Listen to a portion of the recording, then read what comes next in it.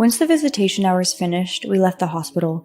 When we gathered at our family home, we began to discuss what we'll be doing from now on.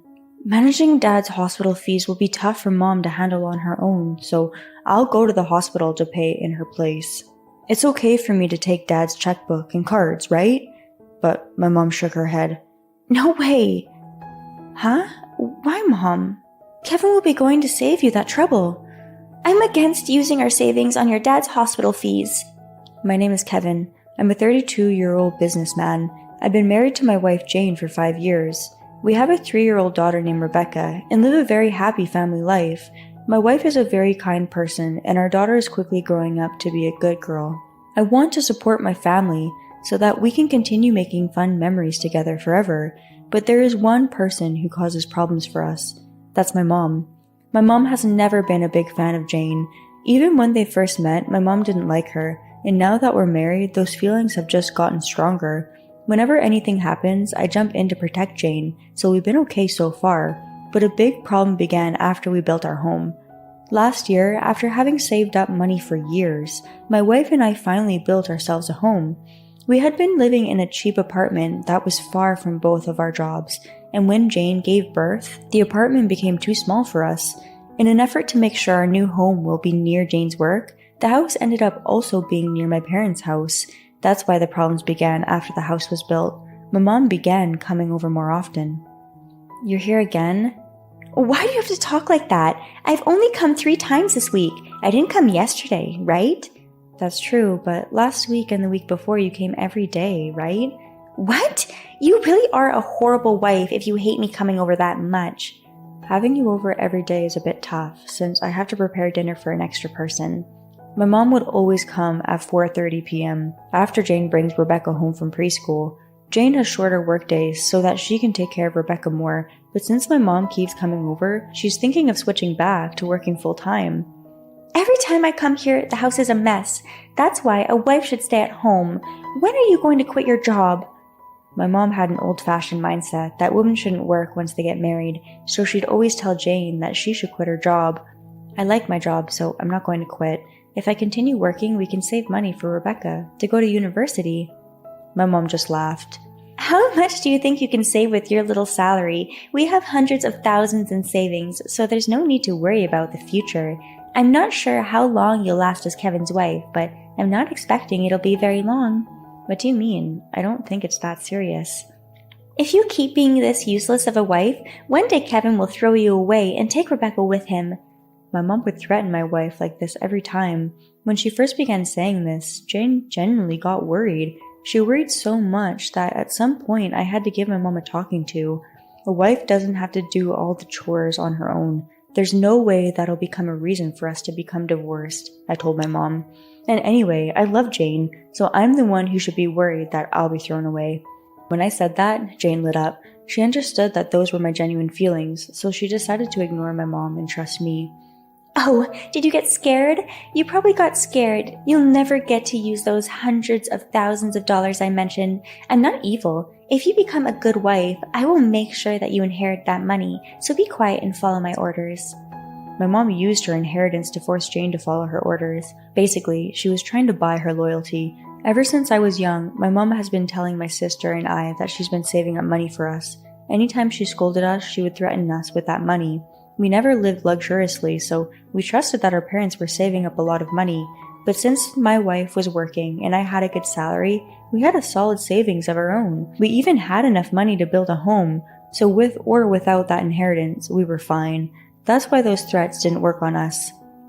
Your mom came again today. Really? She just won't learn. I'm always telling her to stop. I'll try talking to her again. Hearing what Jane said, I warned my mom to stop coming as often, but my mom just assumed that Jane had brainwashed me, so she ignored everything I told her. You fooled Kevin again and made it seem like I'm the bad guy. You're a horrible wife. Did your parents really raise you like this? Which reminds me, your parents passed away, right? I wanted to meet them, but I guess I can't since they're dead. My mom desperately wanted to make Jane angry. Talking about her late parents that way obviously made her upset. Jane tried really hard to not get too emotional. You're being mean. How can you say that with a smile on your face? Oh, well, it's too late, isn't it? They passed away when you were in high school, so now there's nothing we can do but laugh. I didn't understand her. Who would ever laugh at their parents having passed away? I'm not even sure a comedian would do that. Your parents have also passed away. Do you laugh about that too? What are you saying? You're so rude. How dare you laugh at my parents' death? It just made no sense. Was she serious? Was she being annoying on purpose? Dealing with my mom was a huge pain. I felt really bad for Jane every time she would tell me that my mom had come over. One day, something I could never imagined happened. My dad collapsed and had to go to the hospital. It was a stroke. Jane and I rushed to the hospital where my mom and sister were already waiting. My dad was laying on a hospital bed, looking at us apologetically. Dad, are you okay? I'm sorry for making you all worry. Since everyone is all here, I want to talk to you guys about something. Is that all right? Everyone nodded. The truth is, they discovered I had cancer. I only have 1 year left to live. No way. We were all shocked. How could my dad suddenly have cancer? I'll have to live in the hospital from now on, so I wanted us to discuss how we would cover the hospital fees. My sister and I quickly responded, I will give you money every month. Me too. But our dad turned us down. You both have small kids, so I'd feel bad. I wanted to discuss with you if you would be okay for me to use the money we had saved up to give to you guys. Is it okay for me to use it for my treatment? Of course, we were making enough money now, so we're not relying on that savings. Our dad always did his best for us, so I wanted him to use that money on himself. I'm really sorry. Thank you. Watching my dad, my sister, and I all talk, Jane was on the verge of tears. She felt how close we were. Since Jane had already experienced her parents passing away when she was in high school, she didn't want us to suffer the same way. I glanced at my mom, and she was silent with a sad look on her face. She didn't bully Jane as she usually would.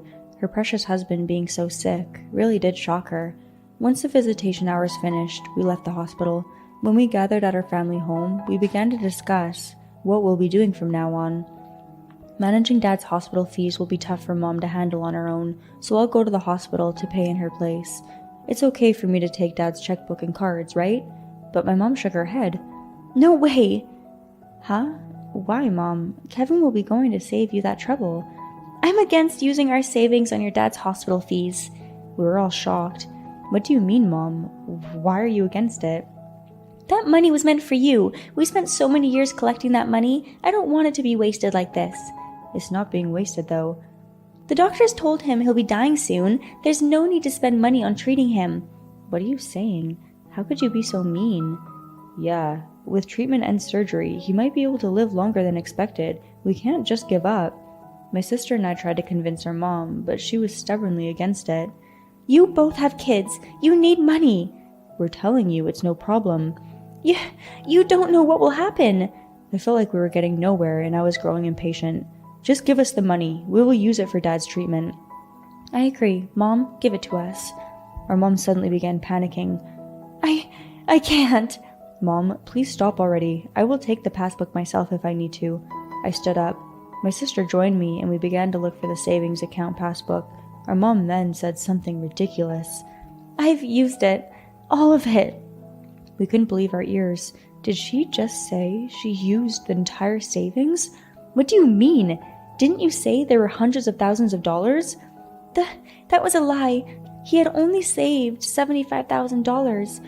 Okay, but what do you mean you used it all? Well, some things happened. What do you mean, some things? Well, Mom, tell us.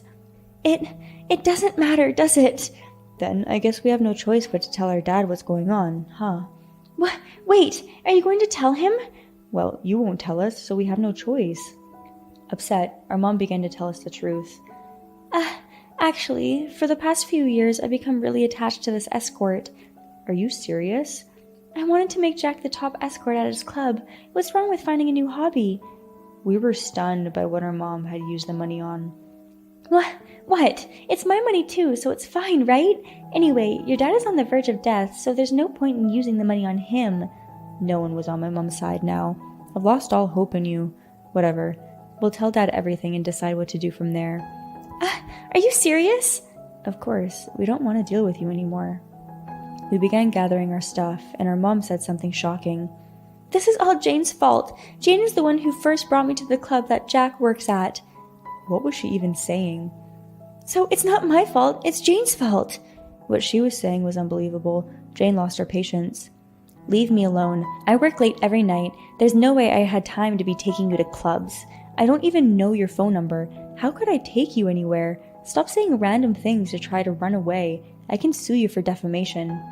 When Jane brought up suing my mom clammed up. My sister and I knew very well that our mom was lying. Come on, Jane, let's go. We left my parents' house behind. As we left, my mom collapsed to her knees. My dad was terribly shocked by the fact that my mom had used his whole savings, and he immediately divorced her. He claimed compensation for the money she had used without his permission. He sold their house and used that money for his treatment. Doing so, he completely kicked my mom to the curb. Of course, my sister and I cut off our ties with our mom, so our mom lost both her home and her family. My mom has never worked and had no savings, so she's currently working part-time in order to afford the cheap apartment she started renting. She hasn't stopped visiting that escort she liked, so she's gone into debt in order to pay for her visits to him. Well, she's getting what she deserves. She has nothing to do with us, so I don't care about her anymore. We go to visit my dad at the hospital every day to spend as much of his final moments in this world together. My dad has been getting stronger every day and was even able to get discharged from the hospital. He moved in with Jane, Rebecca, and I, and the four of us live a fun life together. My dad hasn't been cured completely, but at the very least, he's living happily every day.